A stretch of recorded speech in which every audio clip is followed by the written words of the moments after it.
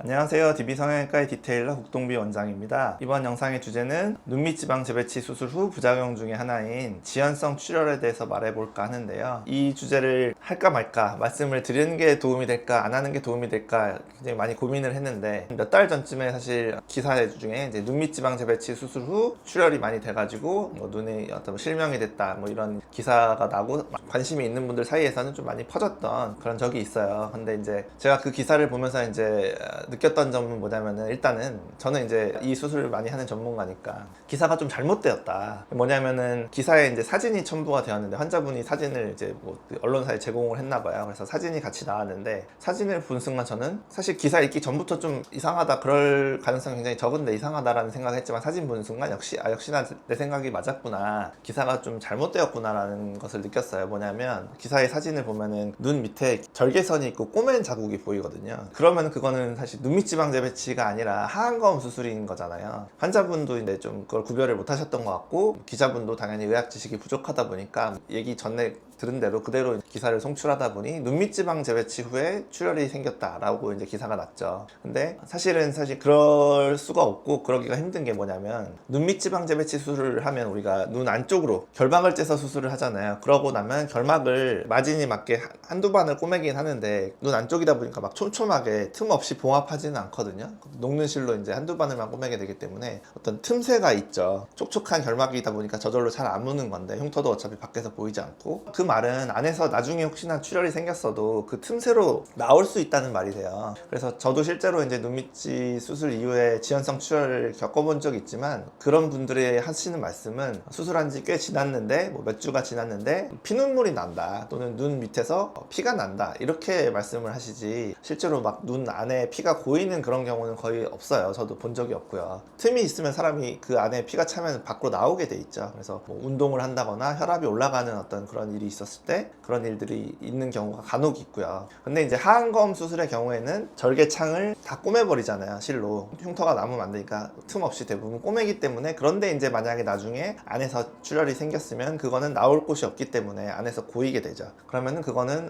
눈의 압력이 높아지면서 더 큰 문제를 야기하는 그런 문제가 생길 수 있는 건 맞아요. 그래서 일단 기사가 좀 잘못됐다는 점을 말씀드리고 싶고, 그래서 실제로 더 젊은 연령대들이 하는 눈밑 지방 재배치 수술은 그럴 위험이 거의 없다, 그럴 가능성이 거의 없다 라고 좀 정정했으면 좋겠는데, 사실 기사가 한번 나가고 나면 그런 정정은 잘 되지 않죠. 제가 드리고 싶은 말씀은, 주로 이제 지연성 출혈이 있는 분들을 보면은, 저도 한 10년간 눈수술을 하면서 한 2번 정도 경험을 했거든요. 수술하고 나서 한 몇 주 뒤에, 또는 직후에 나는 경우도 있지만 몇 주 뒤에 나타나는 경우도 있었어요. 그래서 아무 문제가 없고 실 뽑고 잘 돌아가셨는데, 한 3주, 한 달 이쯤 됐을 때 눈 안에서 피가 나온다, 이런 말씀을 하시는 분들이 있었는데, 주로 중년 남자분들, 연령대가 있는 남자분들이 그런 경우가 많아요. 우리가 성형외과 의사들끼리 모여서 얘기할 때 하는 얘기를 들어보면은, 무슨 수술을 하든, 사실 코 수술이든 절개 쌍꺼풀 수술이든 남자분들이 피가 좀 더 많이 나는 경향이 있거든요. 아무래도 고혈압도 남자분들이 좀 더 많고, 약 드시는 것도 많고, 전립선 건강 보조제 이런 것들도 드시는 경우가 많다 보니까 남자분들이 아무래도 피가 나는 경우가 많아서, 우리가 수술할 때 좀 힘들다, 지혈을 많이 해야 되니까. 수술 중에는 다 지혈을 해가면서 해서 수술이 끝날 때는 피가 나는 상태는 아니죠. 피가 나고 있는데 수술을 끝낼 의사는 없잖아요. 그런데 이제 그게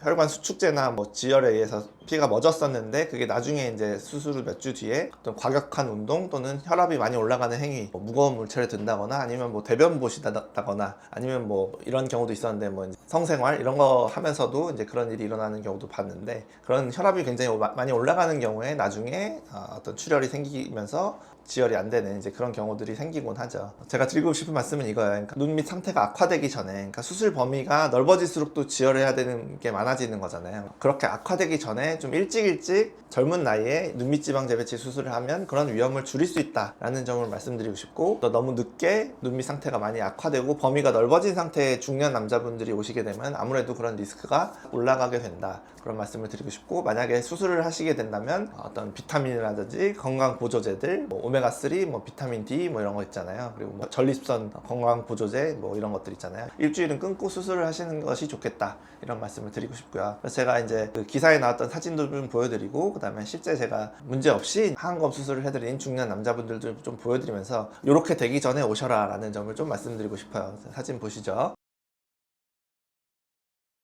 그 기사에 나왔던 그 JTBC 뉴스에서 아마 처음 보도했던 그 사진 같은데, 눈 밑에 보면 거즈랑 그 테이프로 돼 있고 그 위에 보면 까만색 실로 쭉 꼬매져 있는 게 보이시죠? 아까 제가 말씀드린 대로 이거는 눈밑 지방 재배치 수술이 아니고 하안검 수술이다. 그래서 여기를 꼬맸기 때문에 안에서 피가 났지만 그게 밖으로 나올 수가 없어서 고이게 된 것 같다. 그런 내용이고요. 중년 남자분들 하안검 수술해드린 분들을 보여드릴 텐데, 좀 첫 번째 케이스는 그렇게 심하진 않아서 일반적인 하안검 케이스가 되겠는데, 이런 분들은 이제 큰 문제 없이 팽팽하게 좋은 결과를 낼 수가 있고요. 다음 케이스부터 이제 좀 심한데, 이렇게 더 많이 늘어나 있고 가로 범위도 굉장히 넓게 늘어나 있잖아요. 그러다 보면 수술해야 되는 범위가 넓어지고, 그러다 보면 피날 곳이 많고 지혈도 많이 해야 되고, 지혈을 아무리 잘했다고 해도 수술 이후에 또 약간의 출혈이 생길 가능성이 높아지는 거죠. 그래서 이분이 뭐 문제 없이 제가 잘 해드려서 깔끔하게 좋은 결과를 얻었는데, 이 정도 상태가 되기 전에 좀 수술을 하러 오셨으면 좋겠다. 수술하는 의사 입장에서는 말씀드리고 싶죠. 다음 분도 마찬가지, 이 바깥쪽 눈가 주름까지 이렇게 생길 정도가 돼서 오시면은 수술 범위가 아무래도 좀 넓어져서 좀 지연성 출혈의 리스크가 좀 올라간다 라고 볼 수가 있고요. 마지막 케이스도 굉장히 눈밑이 많이 늘어났고 많이 불룩해진 상태에서 오셨잖아요. 이러다 보면 지연성 출혈의 가능성, 그리고 안검 외반의 가능성도 높아지거든요. 피부도 좀 많이 잘라야 되니까. 그래서 좀 심해지기 전에, 남자분들은 이제 본인이 자각을 잘 못하시기 때문에 좀 가족들이 좀 얘기를 해서 너무 늦게 수술하면 안 좋다더라, 뭐 수술 후 부작용 가능성이 높아진다더라, 이런 부분을 좀 얘기를 해서 좀 일찍 데려오셨으면 좋겠다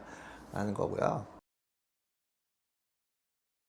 굉장히 드문 일이고, 이 일을 맨날 하면서 사는 제 입장에서도 한 5년에 한 번 정도 겪는 그런 일이긴 한데, 응급하게 이제 지혈하는 수술을 하게 되죠. 그래서 전혀 없는 일은 아니고, 그 다음에 이제 뭐 경각심을 불러일으키는 그런 기사들도 있기 때문에, 아시는 분들은 다 알기 때문에 이제 솔직하게 말씀드리는 거지만, 뭐 정리하자면은 안쪽으로 수술하는 눈밑지 수술은 그럴 일이 거의 없다. 지연성 출혈이 있다고 한들 피가 바깥쪽으로 배출되기 때문에 출혈 이상의 어떤 부작용을 만들어내는 일은 적다. 그래서 출혈이 나중에 혹시 지연성 출혈이 있으면 수술한 병원, 또는 수술한 병원이 연락이 안 되면 대학병원 응급실 같은 데 가시면은 이제 지혈하는 수술을 해줄 수 있으니까, 일단은 출혈이 생기면은 수건이나 큰 꺼즈, 휴지 뭉탱이로 눈 전체를 잘 압박해서 최대한 더 이상 피가 나지 않게 또는 고이지 않게 지혈을 하시는 것이 좋겠고요. 그래도 이제 멋지 않고 또는 지혈과 출혈이 계속 반복된다면 그거는 혈관을 지혈을 직접 해야만 하기 때문에 수술을 받으셔야 된다 라는 점 말씀드리고 싶고, 그럴 가능성은 굉장히 적으니까, 그 모든 수술에는 사실 부작용 또는 리스크, 그런 지연성 출혈의 리스크 이런 게 제로인 수술은 없잖아요. 수술이라는 게 사람 몸을 어찌됐든 뭐 열거나 뭐 손대는 거니까. 그래서